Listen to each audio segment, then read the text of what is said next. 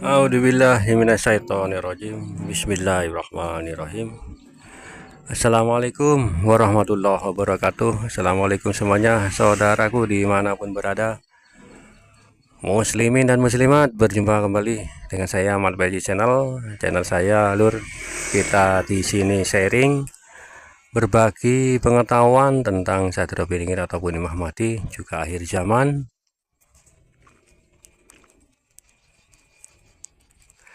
Kita berdoa dulu Lur. Ya, semoga kita selalu dalam perlindungan Allah Subhanahu wa taala dari segala macam bencana, dari malapetaka, dan juga diberikan rezeki yang halal dan barokah dunia akhirat. Amin amin ya robbal alamin. Oke Lur, lanjut tentang pembahasan Imam Mahdi atau Sadra Beringin yang kita banyak ketahui.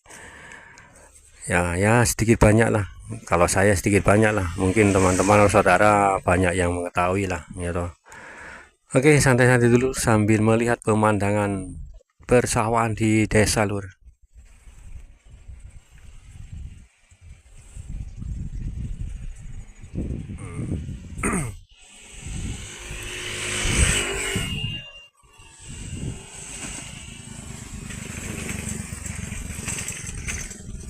Masih di tempat yang sama yang kemarin Lur. Ya tuh. Ada ting.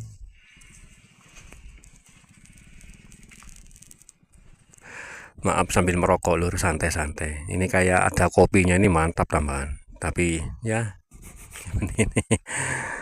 Oke, tentang Imam Mahdi yang akan nanti bertempur dengan pasukan Dajjal, insya Allah akan dimulai di sini Lur, di Nusantara. Pembersihan seperti itu Lur.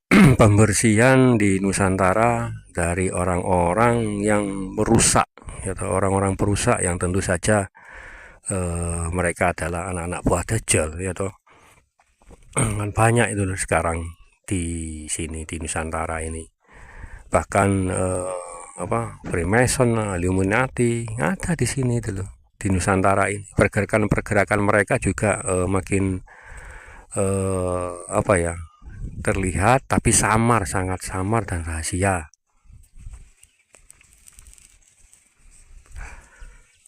Insya Allah seperti itu loh. Jadi ini nanti atau setelah Nusantara ini dibersihkan oleh Imam Mahdi, ya nah, mungkin beliau akan menuju ke mana? Ke Yaman atau ke Palestina, atau juga turun di mana lah ya, mungkin kan terakhir kan di Palestina nanti Lur, kan seperti itu. Entah memang di menurut hadis Rasulullah Shallallahu Alaihi Wasallam, Nabi Isa itu memang turunnya di daerah sana, di Palestina sana, Nabi Isa alaihissalam. Atau ini yang mungkin sedikit pergerakan dari Imam Mahdi, ya toh, insya Allah turun nanti. Ya nggak mungkin lah kalau turun di Nusantara. Kalau menurut dari hadis Rasulullah kan Nabi Isa kan turunnya di mana, di Palestina, seperti itu Lur. Turunnya beliau itu diapit oleh dua malaikat, ya, dua malaikat kanan kiri, dengan keadaan rambutnya yang basah, dan setiap tetesan rambut dari Nabi Isa alaihissalam itu yang jatuh ke tanah itu langsung subur, tumbuh subur seperti itu.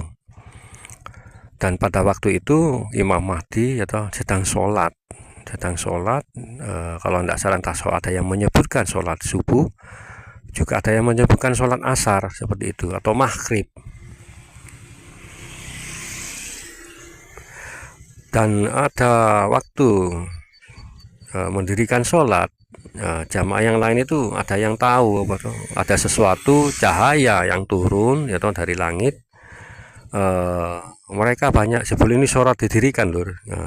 Waktu berdiri, waktu sholat, itu ada cahaya yang turun dari atas. Nah, Imam Mahdi ini tahu kalau Nabi Isa itu akan turun, maka beliau, Nabi Isa dan para jamaah yang lainnya keluar untuk melihat apa yang terjadi seperti itu. Dan setelah itu Imam Mahdi keluar dan melihat turunnya Nabi Isa ini diapit oleh 2 malaikat dan mengucapkan salam Nabi Isa, waalaikumsalam, seperti itu. Dan ingin sedang mendirikan sholat. Nah, Imam Mahdi mempersilahkan Nabi Isa untuk menjadi imam, seperti itu lur. Dipersilakan menjadi imam, tapi Nabi Isa alaihissalam menolak lur. Menolak karena yang menjadi imam ini adalah Imam Mahdi, seperti itu. Karena Nabi Isa ini turun bukan sebagai nabi lur, bukan sebagai nabi lagi, karena nabi yang terakhir adalah Rasulullah Shallallahu Alaihi Wasallam, seperti itu. Nabi Isa turun ini untuk menguatkan Islam, seperti itu lur. Memperkuat, seperti itu. Dan dipersilakan, tapi menolak untuk menjadi imam sholat, tapi tetap Imam Mahdi untuk menjadi imam karena Nabi Isa ini adalah makmum, seperti itu. Nah, setelah itu ada kan dikepung lur, dikepung waktu sholat itu kan beliau tahu, Nabi Isa atau Imam Mahdi pun tahu kalau sedang dikepung oleh Dajjal dan pasukannya, seperti itu lur. Dan keluar setelah sholat, keluar dari masjid. Nah, setelah keluar, maka yang namanya Dajjal ini gemetaran gak karuan, karena ada orang yang akan membunuhnya, karena Nabi Isa lah yang ditakdirkan oleh Allah, ditentukan oleh Allah, yang bisa membunuh adalah Nabi Isa alaihissalam. Setelah itu Dajjal tahu kalau ada Nabi Isa, maka gemetarlah lur, gemetar, bahkan badannya itu seperti meleleh. Maka Dajjal ini lari gitu lur, itu dari jauhan.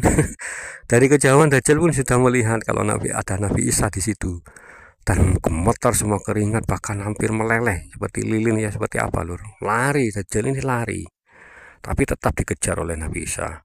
Dan sebelum lari waktu pertemuan itu, maka yang membunuh kan Nabi Isa oleh apa? Oleh pedang, seperti itu loh.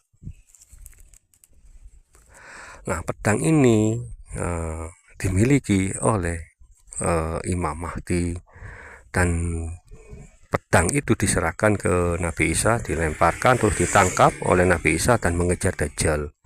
Dajjal pun lari kemanapun, ke alam manapun, gitu loh. Lari kemanapun itu loh, di dunia itu lari. Di situ di depannya ada Nabi Isa alaihissalam, terus lari ke alam, tembus ke alam-alam ini lur. Pelarian Dajjal ini memang direwayatkan dalam sebuah hadis, memang nggak disebutkan larinya kemana-mana, memang ada yang menyebutkan, tapi Dajjal ini melarikan diri ke alam-alam lain gitu loh lur, ke alam-alam manapun. Tapi di situ ada Nabi Isa, tetap ada di depannya Nabi Isa, kemanapun kan dikejar, memang dikejar oleh Nabi Isa ini, seperti itu lur. Hingga pada waktunya maka ditebaslah badannya, bukan kepalanya Dajjal yang ditebas, tapi badannya terbelah. Insya Allah terbelahnya Dajjal ini oleh pedang yang diberikan oleh Imam Mahdi. Kalau nggak salah pedang apa itu lur, lupa ini, ada kok namanya pedang apa gitu loh. Itu diberikan yang memberikan itu Imam Mahdi loh. Kalau yang tahu komen pedang apa itu, monggo komen di kolom komentar ya. Dibelah mulai dari pundak sebelah kanan hingga ke bawah. Nah, bahkan sebelum dibelah itu Dajjal pun tak berdaya, meleleh semuanya, matanya pun hampir keluar saking takutnya.